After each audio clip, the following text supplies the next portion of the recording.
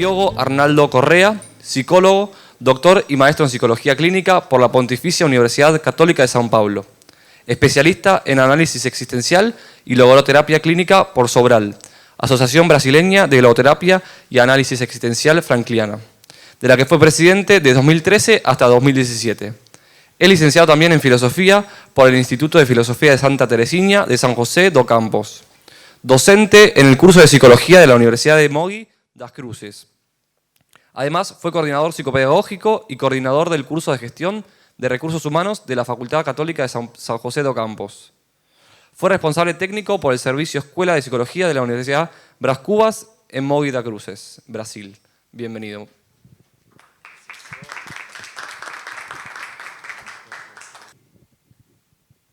Bueno, buenas noches, buenas tardes. Yo estoy a abrir acá el texto para compartir con ustedes, porque yo hablo portuñol, entonces procuraré ser más fiel posible al español, ¿sí?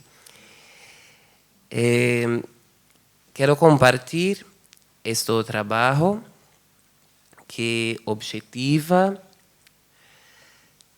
presentar algunas reflexiones posibles sobre la actuación en psicoterapia anclada en logoterapia y análisis existencial, buscando comprender los siguientes vértices clínicos: la escucha, el descubrimiento, el encuentro y el proceso de cambio. Considerando que el hombre se enfrenta a una constante búsqueda de sentido y debe ser reconocido en sus inherencias humanas, fueron entonces enfatizadas algunas reflexiones a respecto que el psicoterapeuta que actúa con base en la logoterapia debe tener abertura para tocar la esencia humana, no solo por la técnica, pero debe mantener en sus acciones la rehumanización de la psicoterapia. Frankl, en una cita del libro La voluntad sentido, presenta que lo que hoy le hace falta a la psicoterapia es entrar en la verdadera dimensión humana, en la dimensión de los fenómenos humanos. Ello destaca que ahora es el momento de ver la existencia humana en la psicoterapia, no solo en su profundidad, sino también en su auto, marcada por las posibilidades que están más allá de las dimensiones físicas, psicológicas e interrelacionales. Y para lograr esa mirada, Frankl apunta a la importancia de afirmar que el ser humano no es una unidad una unidad múltiple, una unitas multiplex. La unidad múltiple del ser humano se revela en la realización de la vida, su deber ser, y se caracteriza por la influencia de la genética, la educación, la convivencia con los demás, la cultura, finalmente varios aspectos que llamarán disposiciones humanas e inaugurará las posiciones que el hombre puede tomar frente a su existencia y que pueden derivar su visión del mundo con la que el psicólogo se enfrenta en el contexto clínico. A ese respecto, Frankl indica que el psicoterapeuta se enfrenta día a día, hora a hora, en el ejercicio diario de la profesión y en las situaciones concretas de sus horas de consultas con los problemas en relación con la visión del mundo. Y antes de esos problemas se presentan insuficientes todos los recursos puestos a su disposición por la psicoterapia simple. La persona que viene a nuestro encuentro en el contexto clínico es, por lo tanto, la que se pregunta por sí mismo y sobre su vida antes de las múltiples facetas de su historia. Ella es estimulada por el mundo y la existencia y se mueve por la voluntad sentido, llamada a ser protagonista de su historia a partir de los sentidos que se pueden descubrir y valores que se pueden realizar. Frente a esa persona, la técnica sin contacto humano puede ser insuficiente, conforme coloca Frankl. Por tanto, en la psicoterapia anclada en la logoterapia, la superación de la técnica debe ser planteada en la noción de encuentro para más allá de la relación dialógica, o sea, debe ser considerada la búsqueda del sentido y para el sentido desde la potencialidad de la autotranscendencia humana. Sí, ahora sí. En ese sentido, en el encuentro se pasa algo que es genuino. Entonces, yo me autotranscendo y no me expreso únicamente a mí mismo. Y precisamente me autotranscendo hacia el logos, conforme presenta otra cita de Frankl en La voluntad de sentido. Con eso posto, el computador está más ansiosa que yo. No, volta. Mais um. Ahí, sí, más un. Ahora.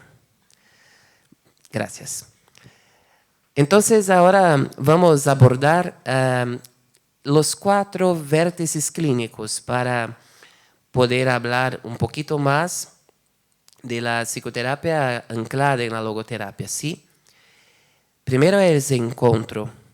El encuentro se efectúa cuando la psicoterapia es más que una ingeniería o tecnología psicológica y cuando las dos personas que se encuentran son más de 2 mónadas, es decir, no se descaracterizan de su condición de seres humanos que enfrentan entre sí con el logos, con el sentido de su ser, como describe Frankl. Por tanto, unida al encuentro, la escucha juega un papel clave. En primer lugar, el encuentro va a señalar la autotranscendencia para el enfrentamiento entre sí con el logos, entre el psicoterapeuta y lo atendido, ¿sí? De modo que la persona pueda ser capturada. Ahora, la escucha, que juega un papel clave para ese momento, con las influencias de la psicoanálisis, la escucha es sostenida por la transferencia en la clínica psicológica. No, ainda espero, gracias. Indica que la transposición al analista de deseo infantil dirigido a las figuras parentales. Ese fenómeno hace que las impresiones y sentimientos relacionados con los primeros vínculos emocionales sean experimentados en la realidad de atendimiento. La transferencia, una vez establecida y bien gestionada, garantiza y legitimiza el análisis por la interpretación del contenido latente. La interpretación es una cierta definición determinada de los significados que no son mencionados en los informes de los pacientes. Se abre la posibilidad de nombrar lo que está cubierto por el discurso y por los síntomas. Así, si la escucha se presenta la primera de la interpretación por parte del analista a partir de la transferencia en una mirada psicoanalista, ¿sí? Y lo que es propio del ser humano en ese caso se convierte en una comprensión subjetiva precipitada. En enfoque logoterapéutico, la escucha en la psicoterapia debe querer el desempeño de una función además de la transferencia y la interpretación de los informes del paciente. Es necesario que se caracterice como la capacidad de abarcar al paciente en sus potencialidades a partir de la autenticidad de sus experiencias únicas y irrepetibles, una vez que ello se trata de alguien único y irrepetible.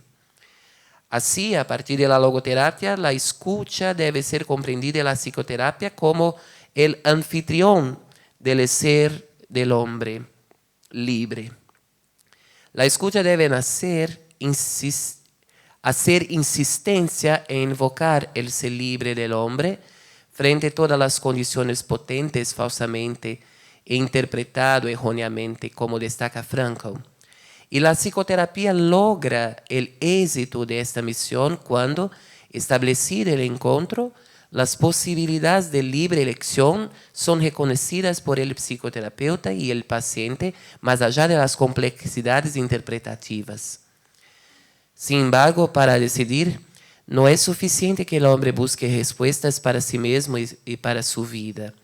La posición frente a la vida con exclusión de la responsabilidad puede culminar en el descompromiso y el vacío. ¿Cómo puede el hombre entonces asumir la responsabilidad de sus decisiones una vez consciente de que es capaz de comprometerse con ellos?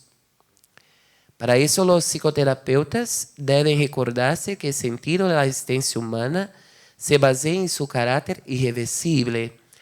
Y es este descubrimiento que la acción clínica debe promover a los pacientes, llamándolos a fortalecer la responsabilidad de cuentas a su existencia. Otro aspecto, por favor, sí. La persona que se realiza también, o mejor diciendo, la persona que realiza su tarea es capaz de descubrirse en su modo propio y más auténtico de ser sí mismo con los otros en el mundo. Entonces, tercer aspecto, lo descubrimiento, sí. Gracias. Eso es, en una psicoterapia,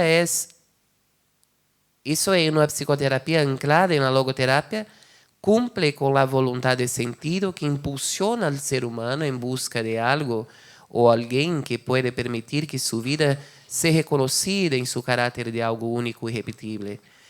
Así, aquel que entiende que la vida conserva la oportunidad de ser es capaz de tomar su deber ser de manera actitudinal, posicionándose auténticamente en la existencia, tratando de hacer lo mejor que pueda para cumplir su tarea. Así, la persona que descubre su tarea, realiza sus sentidos, descubre a sí mismo y con los demás compartilha. Y en esa perspectiva podemos reflexionar sobre el proceso de cambio a partir de una psicoterapia sostenida en la logoterapia. Cuarto aspecto, el proceso de cambio. Las psicoterapias tienen como objetivo general un proceso de cambio para los pacientes. Espera-se que cada persona busque en la psicoterapia, desee ser mejor lo que ya es. También el psicoterapeuta, ya que los pacientes manifiestan sus expectativas para el logro de resultados. Pero si estos son mirados y buscados por sí mismos, no tienen en cuenta al ser humano con todo, debido al enfoque en problemas específicos presentados por los pacientes, para los cuales algunos psicólogos aseguran que los recursos técnicos produjeron respuestas inmediatas. En esa perspectiva, el proceso de cambio está dirigido superficialmente, ya que se resume a los efectos calculados y se espera que no incluyan el camino del paciente y su historia de vida, pero solo fragmentos de la misma. Ya el enfoque logoterapéutico, el desarrollo del proceso de cambio se puede entender, disculpe, gracias, a través de la realización de valores, ¿sí? Los valores son las posibilidades generales de sentido que permiten entender el aspecto valioso de la vida, independientemente de las sutilezas de sus circunstancias. Y yo creo que la palabra cambio tal vez no sea la más adecuada para mirar el camino de una persona que es acompañada por un logoterapeuta. Por tanto, pienso que el término transformación sea más coherente, ya que una persona que realiza valores transforma lo mundo, a los demás y a sí mismo. Entonces, en las 4 vértices nos tenemos la captura de la persona, lo confronto, con la persona, o despertar de la persona y a actuación de la persona, ¿sí? De ese modo, para ya encaminhar para lo final de mis palabras, la actuación en el campo de psicoterapia, por tanto, es impregnado por influencias teóricas y metodológicas que, sin duda, garanten el compromiso técnico y ético.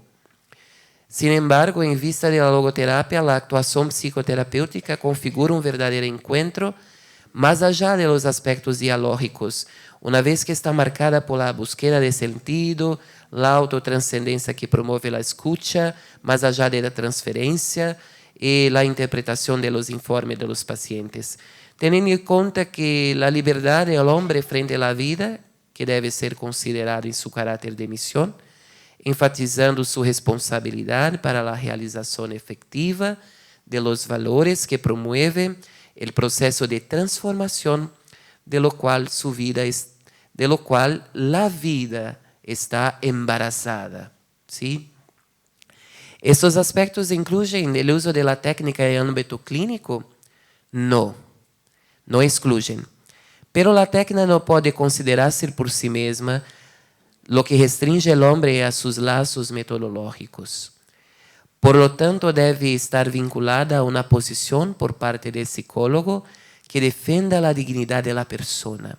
Porque, una cita de Frankl, lo que deshumaniza a los pacientes no es un método, sino el espíritu con el que se utiliza el método. Así debemos intensificar nuestra apertura y los alcances de tocar la esencia humana, que no se vea solo por el tono de la técnica, pero mantener el equilibrio propicio para la rehumanización de la psicoterapia. Conforme dice Frankl, en La voluntad de sentido, página 129, solo una psicoterapia tal podrá despertar aquel entusiasmo psiquiátrico que requerimos y esperamos por los psicoterapeutas venideiros.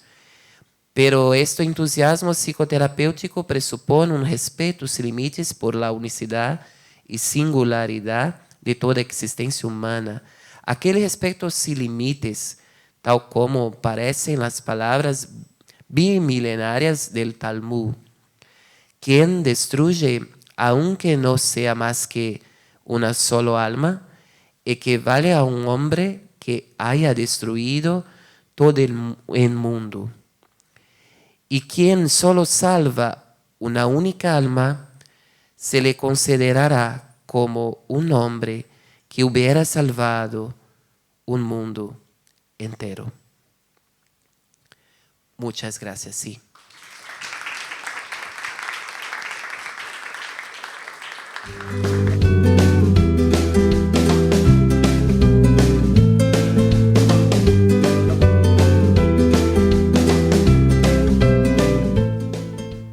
Marilia Francisco, ella es psicóloga egresada de la Pontificia Universidad Católica de Campiñas. Posee un máster en Desarrollo Sustentable y Calidad de Vida por el Centro Universitario de la Facultad Asociada de Encino. Es neuropsicóloga por la Facultad de Medicina de la Universidad de San Pablo. También actúa en clínica dirigida al público infantil en la ciudad de San Pablo. Es auxiliar de investigación en el protocolo de evaluación neuropsicológica infantil desenvuelto por la División de Psicología del ICHC. Olá, buenas tardes. Eu não hablo espanhol, vou falar em português. Bom, o meu trabalho ele vai falar um pouco de neurociências e como a logoterapia e a humanização pode auxiliar, né? Isso. Como é que eu passo aqui o negócio? Você passa aí? Tem o... como é que mexe nisso? Não sei. Aí. Bom, a primeira coisa que eu quero falar é sobre diagnóstico, né? Então, geralmente, quando aparece para mim a avaliação neuropsicológica na clínica, ela já vem com uma hipótese diagnóstica do neuropediatra, né? E que, a partir da avaliação, eu vou confirmar ou refutar essa hipótese que foi dada pelo médico. E é uma avaliação mais completa, né, onde faz vários testes psicométricos, Mas eu faço vários questionamentos que são, né? Por que um diagnóstico? Será que ele é necessário realmente? Eu entendo que, em alguns casos, é importante o diagnóstico porque ele dá um norte para a família, né? Então, assim, eu tenho uma criança, por exemplo, com autismo. Então, o que eu posso esperar dela? Qual é o prognóstico? Qual vai ser a evolução dela, né? O que eu posso esperar dessa criança? Qual é o vínculo que eu posso manter com essa criança até onde ela vai? Mas, por outro lado, tem a questão da logoterapia, né? Assim, o que ele pode vir a ser, né? E não o que ele é. Para quem? Para quem que eu vou fazer esse diagnóstico? É para a escola? É para os pais? É para o médico? Né? Qual é o objetivo disso? E como? Esse é o mais importante que eu vou trazer no meu questionamento. Como que faz esse diagnóstico? Né? A partir de quais instrumentos? A partir de qual visão? E meu trabalho vai trazer um caso sobre iatrogenia, né? Então, aqui eu fiz uma nuvem de palavras e coloco ponto de vista, porque quando você vai fazer um diagnóstico e chega para você na clínica, ele é parcial, né? Ele não é imparcial, ele tem um ponto de vista. Ele tem um ponto de vista ou da família, ou da escola, né? Uso de ferramentas. Também eu vejo muito uso errado de ferramentas psicométricas. E o imediatismo também dos pais, né? Então, assim, olha, mas fulano atingiu tal marco do desenvolvimento com 6 meses já estava sentando, o meu não está sentando. Então, com 1 ano já estava andando e o meu não está andando, o meu está engatinhando ainda, tem alguma coisa errada. Né? É uma ansiedade tão grande dos pais em querer atingir os marcos do desenvolvimento, lendo livros. Então, na gestação mesmo, já estão lendo vários livros sobre como é ser a mãe perfeita e saber como que é cada marco do desenvolvimento. E isso traz ansiedade, né? E ansiedade não só para os pais, como isso passa para a criança também. E a observação clínica também, né? Recentemente, no Congresso de Neuropsicologia, eles falavam muito para a gente não ser um mero aplicador de teste, né? Então, você está ali e você não está olhando para aquela pessoa, você está no automático só aplicando o teste. E aqui eu faço um diagrama pensando nas 3 coisas e como elas podem andar juntas, né? A neurociências e os seus avanços, que sim têm benefícios, mas também têm suas dificuldades, a psicometria e a humanização. Os avanços da neurociências, eu queria falar com vocês uma coisa que eu ouvi e me chocou muito no Congresso de Neuro, que é o uso de inteligência artificial para avaliação neuropsicológica. Então, o que eles estão querendo fazer agora? Né? A gente já tem correção informatizada de muitos testes, e isso eu não sou contra, né? Apesar de optar por não usar, eu não sou contra. Mas, ao mesmo tempo, agora eles estão querendo fazer o quê? Fazer com que os pais respondam um questionário, a escola responde outro questionário, e, a partir dos resultados da criança, se cria a avaliação. Ou seja, não vai ser mais necessário uma pessoa para aplicar, né? Uma pessoa para ter observação clínica, não vai mais existir isso. E é uma dificuldade, né? Assim, até o Cláudio fala muito, e agora na palestra do Sebastian de esporte, ele estava falando mais ciência, menos consciência. E agora eu vou falar do caso que eu atendi. Então, é um menino, o Gabriel, de 5 anos. Ele chegou na clínica com uma queixa de encoprese e diagnóstico de transtorno do espectro autista, feito pela geneticista. Tá? Depois, mais para frente, eu vou trazer o que ela colocou. Então, esse menino ele tinha um histórico muito importante de perdas. O que aconteceu na vida dele? Ele morava com a mãe, o pai, a avó e o tio maternos. E, de repente, esse pai ele era muito mais próximo da mãe, mas, de repente, esse pai foi embora com a secretária e mudou de país. E a mãe não falou absolutamente nada para ele. Nunca tocou nesse assunto com ele. Né?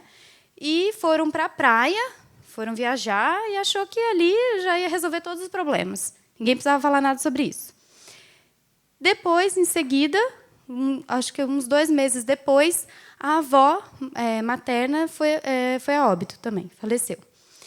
E também não falou nada para ele. Levou para a praia também. Então, levou para a praia, passou um mês na praia e ninguém falou nada sobre o assunto. E a mãe, assim, com essa dificuldade em lidar com tudo isso, também não abria para o filho, né, o que estava acontecendo na vida dele. E essas pessoas iam saindo da vida dele, sem que ele fizesse a menor ideia de onde iam parar. E ele começou a ter esse problema de encoprese. E quando ele veio para mim, na clínica, eu disse para a mãe, olha, você precisa explicar para ele o que está acontecendo, dizer para ele onde essas pessoas estão indo, né? Ele precisa se apropriar da história de vida dele.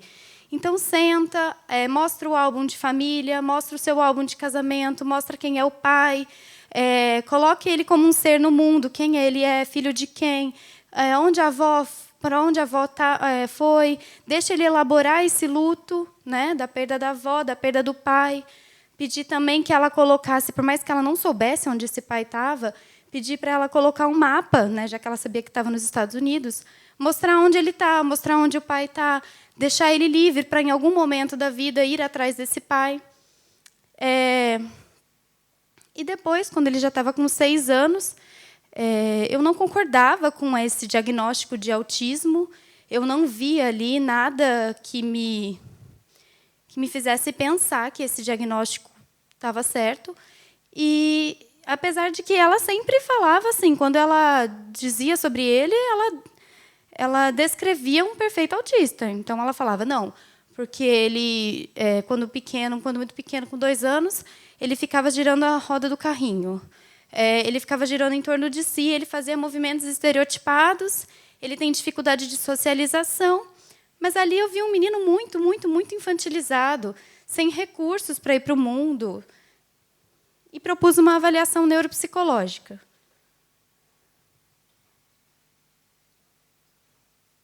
Esse é o atestado da médica, né? O encaminhamento. Então, para a escola, o menor, Gabriel, de 6 anos, apresenta diagnóstico de TEA, sem outros especificadores, de acordo com o DSM-5. Foi realizados os testes genéticos, que até agora descartaram síndrome genética. Orienta retorno anual. Porque essa mãe, ela não sossegou enquanto ela não fez todos os exames do menino. Ela fez um mapeamento genético para descobrir o que tinha de errado com o menino, partindo do pressuposto que existia alguma coisa errada. Bom, vamos começar pelas ferramentas psicométricas. Acho que todo mundo aqui conhece o VISC, né? Ele é um teste padrão, padrão ouro para avaliação neuropsicológica, avaliação cognitiva. E, em certos momentos, eu também cheguei a me questionar se ele responderia bem ao VISC, já que ele tinha 6 anos, 6 anos e 4 meses. E o item de entrada do VISC são 6 anos. E ele não só respondeu muito bem, como ele tem um QI média superior. Como a gente pode ver aqui, o QI total dele é 114, ou seja, é um menino muito inteligente. E para onde está indo essa inteligência toda? Né? O que está acontecendo com isso? Por que ele não está se desenvolvendo? Apliquei uma escala de autismo também, que chama CARS, e a cotação dele foi aqui, não autista. E apliquei também, eu não sei se vocês conhecem, a escala Vineland de comportamento adaptativo. Ela é uma escala que avalia o comportamento adaptativo em 3 âmbitos: a comunicação, a socialização e a autonomia. Eu não sei se eu vou enxergar aqui, mas dão mais ou menos assim, a idade 5 anos e 5 meses, 4 anos e 10 meses, 4 anos e 7 meses, algo desse tipo. Então, quer dizer, ele está muito aquém do esperado, né? E o teste HTP, que é o motivo pelo qual eu colori tudo com Alice. Ele fez Alice.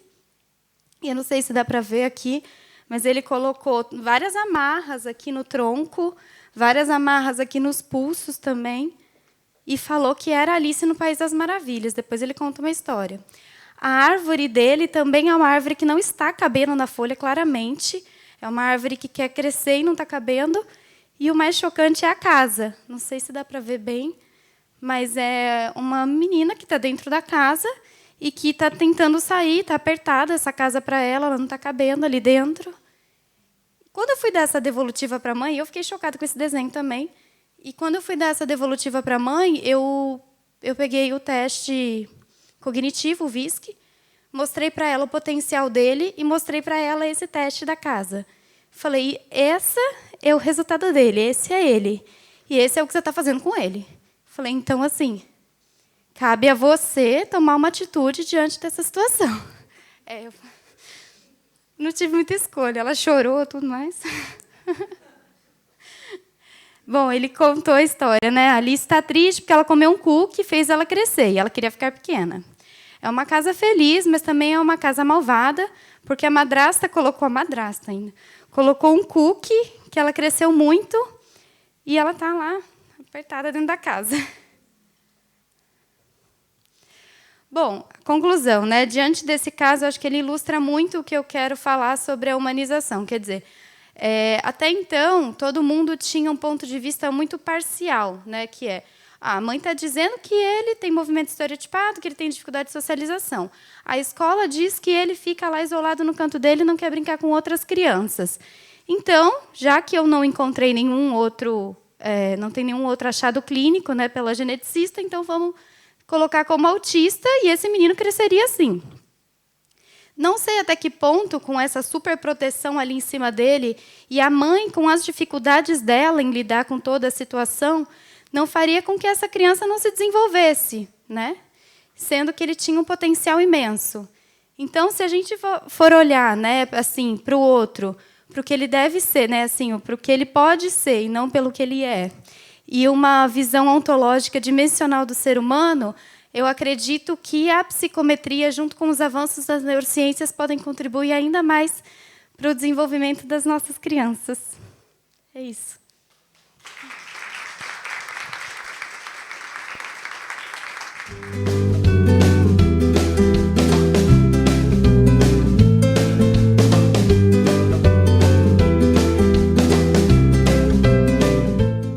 Ahora viene Leila Arrua Sacomano. Ella es psicóloga formada en 2018 por la Universidad de Mogi das Cruzes, San Paulo. Fue monitora de evaluación psicológica en el curso de psicología de la Universidad de Mogi das Cruzes durante el año 2018. Autora de pesquisa científica teniendo como vertiente la logoterapia y análisis existencial, presentada en el Congreso de Iniciación Científica en San Paulo y en el 9º Congreso Brasileño de Logoterapia y Análisis Existencial. También en el Congreso de Logoterapia aplicada al envejecer, realizado en Ribeirão Preto, en el año de 2018. Actualmente actúa en el área clínica. Bueno, buenas tardes. Me voy a posicionar acá porque creo que queda mejor para que todos nos veamos y veamos también la pantalla. Se me va a hacer un poquito difícil hablar español porque yo hablo español y portugués, y después de escuchar el portugués parece que me vienen las palabras, entonces disculpen si alguna que otra palabra se me escapa. Bueno, este es un tema un poco complejo para que lo hablemos en tan poco tiempo, pero vamos a ponernos a pensar un poquito en cómo podemos mirar esto de una forma más práctica. Pensando primero en esa definición de la Organización Mundial de Salud, que habla de un ser biopsicosocial cuando habla de calidad de vida. Entonces, yendo un poquito más adelante, no podemos olvidarnos de la dimensión espiritual, que creo que es lo que Frank nos aportó muchísimo en eso, para que podamos mejor comprender de forma amplia el ser. Entonces no podemos olvidarnos de esa dimensión noética. Cuando hablo de espiritualidad me gusta también hacer una diferencia entre espiritualidad y religiosidad, ¿no? Religión, que creo que tiene que quedar extremadamente visible para que podamos ver qué parte delimita qué otra parte. Entonces, cuando hablamos de espiritualidad estamos hablando de un fenómeno humano, ¿no? Que podemos hasta definirlo como la búsqueda del ser humano por algo más allá de él.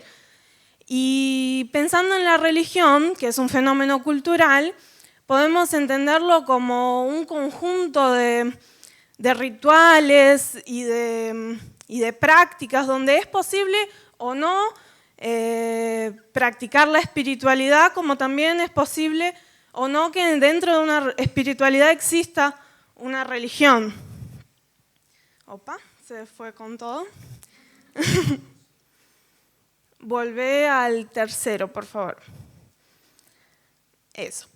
Bueno, el objetivo de este trabajo es comprender de qué forma la espiritualidad puede articularse con la calidad de vida de personas de 60 a 65 años, considerando la visión de la logoterapia y análisis existencial, para que analicemos un poco de los componentes que nos da el cuestionario Hukolol. Es un cuestionario de calidad de vida, no sé si lo conocen.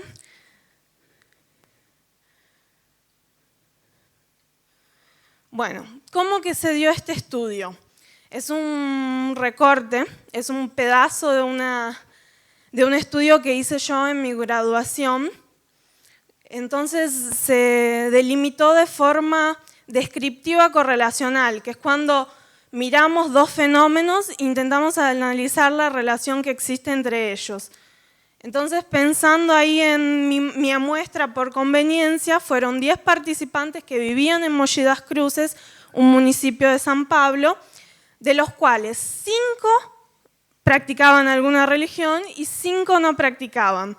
Los instrumentos que utilicé fue el cuestionario sociodemográfico, el cuestionario de calidad de vida que les dije y un dispositivo de grabación de voz. Todas las entrevistas fueron grabadas y transcritas en su totalidad, y a través de ellas que conseguí hacer un análisis existencial frankliana.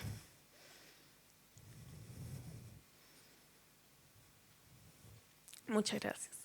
Bueno, acá en los resultados podemos ver que claramente los ancianos que tuvieron mayor calidad de vida, mayores niveles de calidad de vida, son los que tienen una religión. Los que no tienen religión tuvieron un poco menos. Y pensando en todos los componentes que ese cuestionario avalía, vamos a poder mirar cómo se salieron cada uno en su dimensión.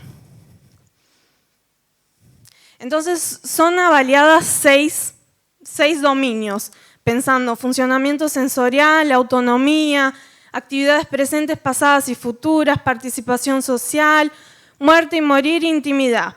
Podemos ver que en cada una de ellas fue los ancianos que tienen una religión, que son los de azul, obtuvieron mayores niveles de calidad de vida.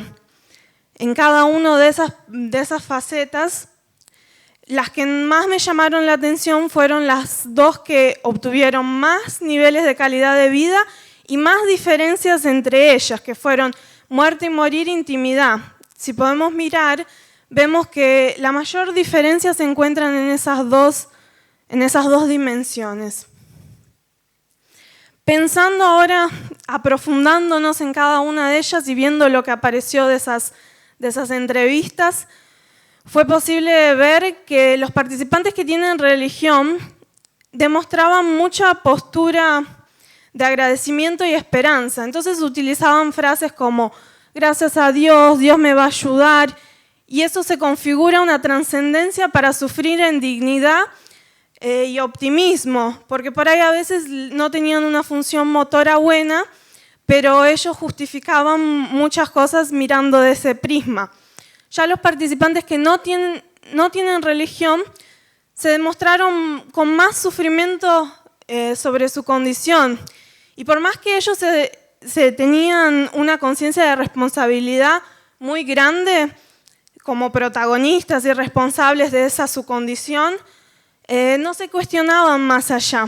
Fue muy posible percibir eso en esas 2 ocasiones. Bueno, lo que dice respecto a autonomía, los que tienen religión usaron frases, si Dios quiere, si Dios sabe. Eso nos da una definición de una configuración dada por alguien más allá de ellos mismos. Entonces es como si fuese una responsabilidad de un futuro compartida con un tú en un nivel de encuentro auténtico. Y los que no tienen religión asumen esa postura que ya había dicho de responsabilidad y protagonismo, y esa responsabilidad está siempre entrelazada con la libertad. Entonces, en ese caso podemos hasta pensar que ellos eligen, pueden escoger, decidirse o no creer en Dios. Entonces, cuando se habla a respecto de discursos de una religiosidad inconsciente, que aparecieron en muchos discursos, y religiosidad genuina, eran ellos intentando de alguna forma ocultar una cierta inclinación hacia un tema más religioso. Cuando les hacía preguntas al respecto de algo que permeaba por ese lado, ellos se mostraban incómodos, con una cierta vergüenza o una necesidad de se distanciar de ese tema. Entonces, hasta la religiosidad inconsciente fue posible percibirla en cuestión de que cuando ellos, al mismo tiempo que tenían esa vergüenza de hablar sobre el tema, en algunos momentos de la entrevista se les escapaba un gracias a Dios, como una dirección dada. Entonces la religiosidad inconsciente también se mantuvo presente.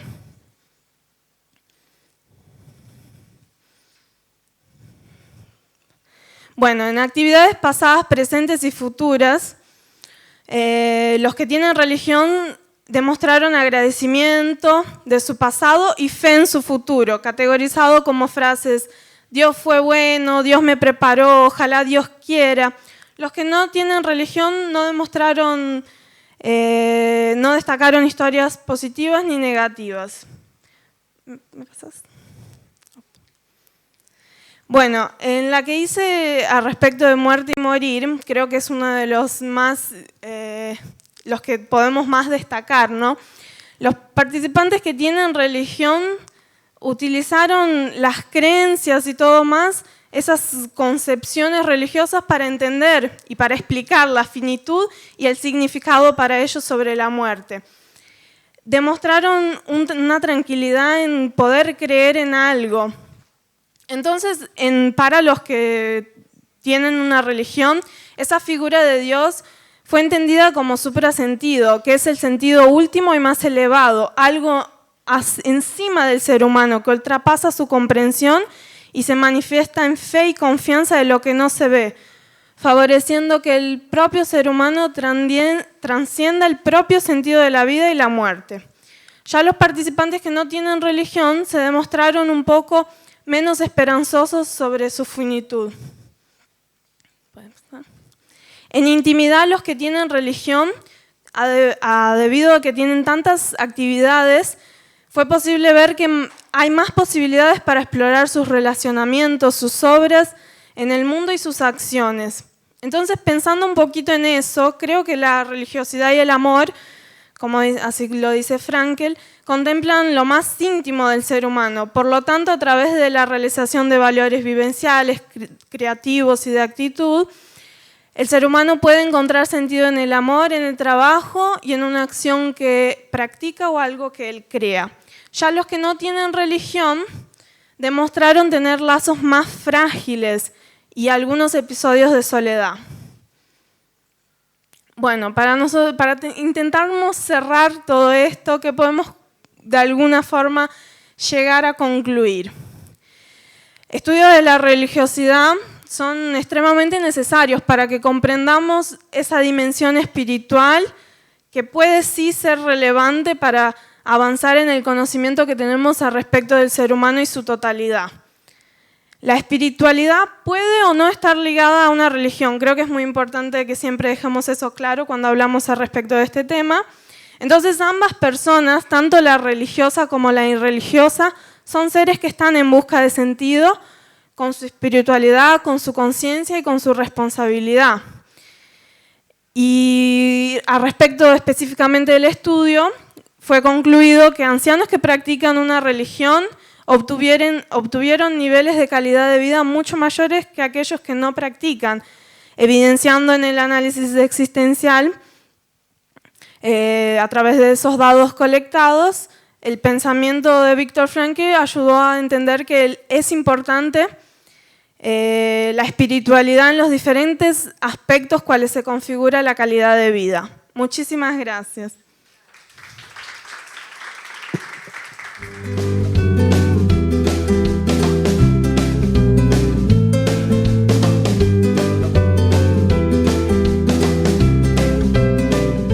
cuarto expositor, Nicanor Álvarez Sánchez. Peruano, nació en Huaral, provincia de Lima, en 1989. Miembro y docente del Centro Psicoterapéutico Logos, en Lima, Perú. Licenciado en Psicología por la Universidad Nacional Federico Villarreal. Formado en logoterapia y diplomado en logoterapia clínica de pareja y diálogo socrático por el Centro Psicoterapéutico Logos. Además, posee una diplomatura en tutoría, liderazgo y coaching estudiantil por el Instituto Superior de Estudios Psicológicos de España. Diplomado en método Grothman para parejas. Desarrolló la psicoterapia desde el año 2016. Terapeuta a nivel individual, familias y de parejas. Experiencia en la realización de talleres vivenciales y grupos de encuentro con población adolescente y adulta, en los ámbitos clínico y educativo. Docente en diplomados de logoterapia. Ejerce tutoría universitaria desde el año 2016 y además es colaborador en medios de comunicación en Lima, Perú, para opinar sobre temas relacionados al ser humano. Bienvenido, Nicanor. Muchas gracias. Antes de comenzar, ayer justo había estado en la ponencia que había dado el doctor Guillermo Pareja y él había hecho una comparación entre Robinson Crusoe y la vida de Viktor Frankl. Y había dicho, para finalizar, que era importante que rescatáramos todas estas cuestiones culturales del día a día que tenemos y que desde allí sacar puntos de encuentro con nuestra vivencia psicoterapéutica, con nuestra visión psicoterapéutica. Bueno, lo que yo hago es eso precisamente, y es algo que he descubierto que me gusta mucho, sobre todo lo que tiene que ver con cine, con el cine en la actualidad. Ya desde algún tiempo en Logos, en Lima, empecé a ver que varias de las películas que son comerciales empezaban a tener este corte existencial y la empecé a recomendar en las sesiones de psicoterapia y tenían un resultado. ¿Por qué? Porque los pacientes que empezaban a ver estas películas encontraban una resonancia. Y es más, yo empecé por eso, porque yo me había visto afectado por las películas que veía. Empezamos viendo Matrix, no sé si algunos han visto Matrix, pero que también tiene un corte existencial muy, muy fuerte. Y luego empezamos con otras, y esta es una de ellas. Yo no sé quién ha visto Click del año 2006 con Adam Sandler. Si no la ha visto, estamos en problemas. Ya. Ok, genial, bueno, Click. Entonces, esta película nos va a hablar de mucho de logoterapia. Hay confrontaciones directas y es lo que voy a ir analizando a medida que vayamos avanzando. Y de aquí podemos extraer un ejercicio que ustedes lo pueden aplicar en sus sesiones ya sea de talleres o sesiones personales. Dale una, por favor. Bien, ese es el afiche del programa. Un poquito para ver el tema de la ficha técnica, dirigido por Franz Coraci, producido por Adam Sandler, y el reparto está Adam Sandler, Kate Beckinsale, Christopher Walken y Sean Austin. ¿Una más? Bien, hay 4 elementos que tenemos que tomar en cuenta. Y lo he puesto así porque no quiero centrarme en la película, sino que esto lo vayamos haciendo ya una abstracción para compararlo con nuestra postura psicoterapéutica, ¿no? Los 4 elementos son la persona, el sentido o valor, el aparato y la muerte. Los 4 elementos que van a estar presentes durante toda la película y van a estar relacionándose entre ellas. Dale una, por favor. Entonces vamos a empezar con la persona. Este es Michael Newman. O bueno, puedes ponerle tu nombre si quieres, o el nombre de tu paciente. ¿Quién es Michael Newman? Para los que no he visto, voy a spoilear necesariamente para que puedan entender de qué va esto. Así que los que no han visto, les recomiendo que lo vean. Y los que ya lo vieron, véanlo de nuevo, fenomenológicamente, para que puedan encontrar nuevas fuentes de valor allí. Michael Newman es una persona de a pie. Para él, su única búsqueda ante toda la película es ser feliz con su familia. ¿Y cómo hace para ser feliz con su familia? Él está trabajando de arquitecto en una gran empresa y trabaja, con la esperanza de un día poder ascender y cuando él ascienda, trabajar menos para estar con su familia. Entonces se dan cuenta de la contradicción de su vida, trabaja mucho para estar con su familia y es con quien menos está, con su familia. Entonces, ¿cuál es el resultado? Que no disfruta de su familia y no puede descansar. Y esto lo empieza a frustrar, empieza a generar tensión y empieza a generar malestar en él. Entonces, él sale de su casa buscando una solución, a través de la excusa de buscar un control remoto que pueda solucionar el problema de televisión que tenía en ese momento, pero él decía, busco algo con que solucionar este día a día, esta vida en la que yo no puedo ser feliz de la manera en que yo quisiera. Y ahí es donde aparece el aparato que vamos a ver luego. Vamos a la siguiente. Esto es su fuente de valor, la fuente de sentido para la vida de Michael Newman, su familia, su esposa y sus 2 hijos, ¿no? Ellos buscan siempre ser la prioridad en la vida de Michael. Siempre le exigen más tiempo. Y eso nos muestra algo. Esa fuente de valor que hay en tu vida o en la vida de las personas a las que atiendes o con las personas con las que te encuentras, esa fuente de valor siempre es generadora de tensión. Acuérdate del ejemplo que decía Frankl. Cuando estamos en el mundo y estamos en tensión es porque hay algo de valor que está sosteniendo esa tensión, como la cuerda que él usaba a la hora de escalar y hacer sus alpinismos. Él decía, ¿no? Yo estoy en la montaña, tiro la cuerda hacia la cima de la montaña y de ella me sostengo. Y esa tensión me ayuda a mí a poder escalar y llegar hasta ahí. La fuente de valor siempre ocasiona tensión. Su familia siempre ocasiona tensión en la vida de Michael Newman. Entonces también dan sentido a esta vida de Michael Newman.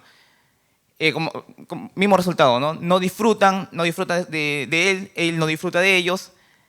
Y el desarrollo final es ya cuando ellos pueden tener un encuentro más pleno, pero eso vamos a irlo viendo más adelante. Siguiente. Él llega a una tienda buscando este control remoto para el televisor y aparece una persona que le da un control remoto universal. Literalmente universal, porque controla el universo. Pero no controla el universo, sino controla su universo. O sea, controla tu universo. Todo, controla todo. Y le permite ver a Michael cosas que él no había estado viendo. Uno, ¿qué cosa? Describe la vida del usuario. Ya, imagínate que tú tienes ese control. Entonces entras al menú, porque es como un menú de una película, y entras al menú y ves quiénes producen y dirigen tu propia vida. ¿Con qué nombre saldría? ¿Quién sería el productor y director de tu película? De la película de tu vida. En el de Michael Newman aparece su propio nombre, ¿no? Porque él se queja, ¿no? ¿Pero por qué? O sea, ¿por qué las cosas tienen que ser así? O sea, ¿quién dijo que fueran así? Y este señor le muestra y le dice, mira, ahí está tu nombre escrito como productor y como director. O sea, tú eres el responsable, tú lo estás dirigiendo. Yo ahí agregaría una pregunta más, ¿no? Imagínate que vas a comentarios de los actores de tu película. ¿Qué dirían los actores de tu película? De ti, de la situación, de tus hechos del día a día. Entonces, eso también muestra cómo es tu relación con el mundo. Muestra cómo es que los demás te perciben, cómo estás llegando e impactando en los otros, cómo está habiendo ese encuentro de ti mismo con los demás. Entonces, ¿qué más permite? Permite retroceder, avanzar, lentificar, acelerar y cambiar los colores. Y él empieza a jugar con todas estas cosas, ¿no? ¿Qué pasaba cuando empezaba una situación incómoda y de malestar? Aceleraba, de tal manera que ya no lo vivía y no se vivía el malestar.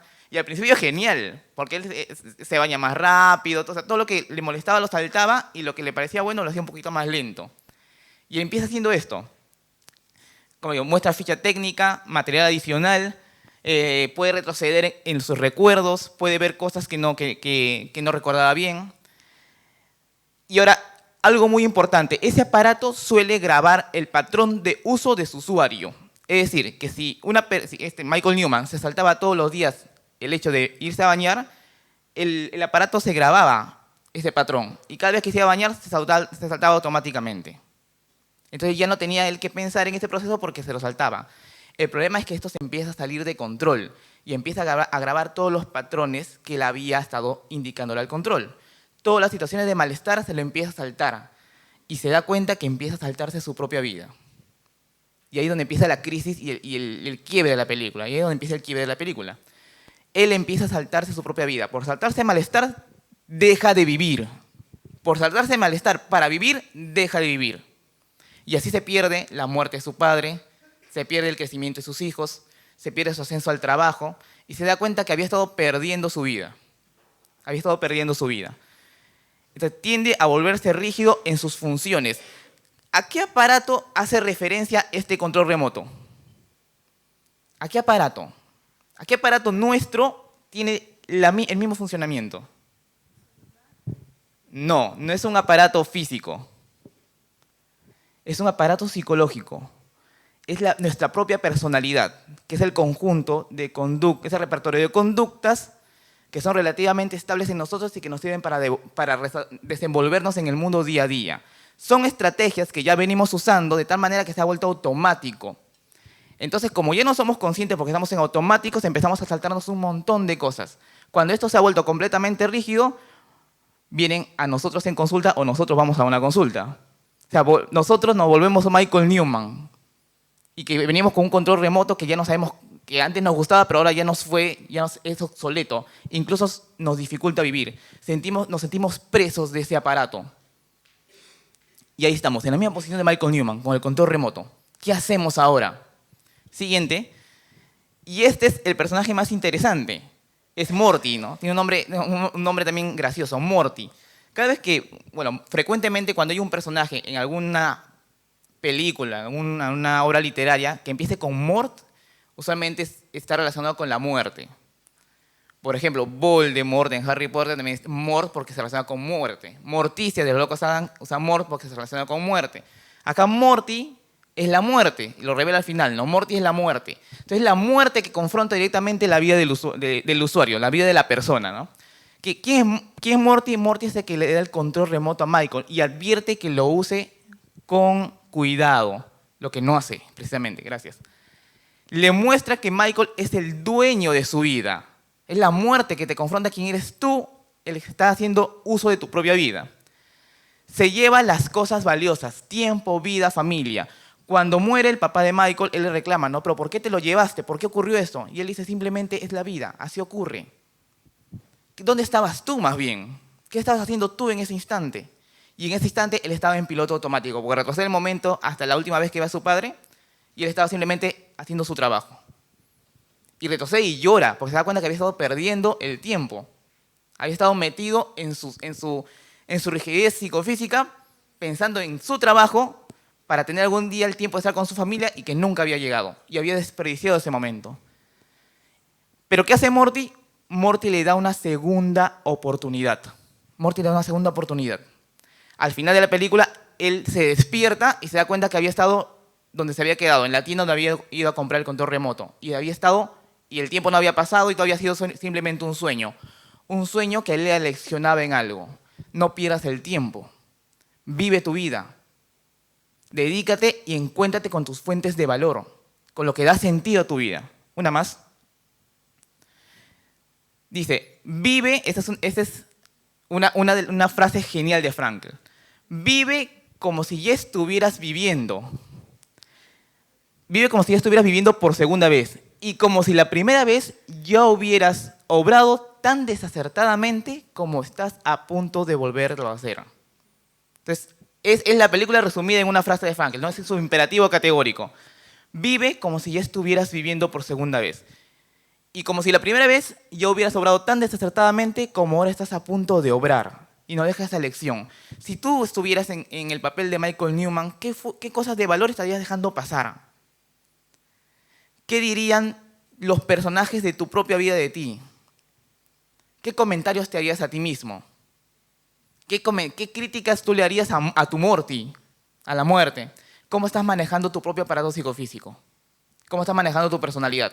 Y es una invitación a despertar de la conciencia. Cuando he estado trabajando esto con pacientes, vienen y me dicen, bueno, ese soy yo. O sea, esa película me ha confrontado y me ha ayudado a entender qué es lo que estoy dejando pasar. O sea, y yo soy Morty, en la sesión yo soy Morty, y ellos me dicen, no, o sea, ayúdame a ajustar este control remoto porque ya no me sirve, me estorba. Y quiero ya, o sea, dejar de estar en automático y empezar a vivir las fuentes de valor que para mí son importantes. Y esa es la invitación. Encuéntrate, no, busca tu Morty, ya sea que seas tú mismo, o un terapeuta, o un amigo, o alguien, si es que no puedes ya con tu control remoto, y dedícate a vivir esa vida llena de sentido, llena de valor que estás dejando pasar. Muchas gracias.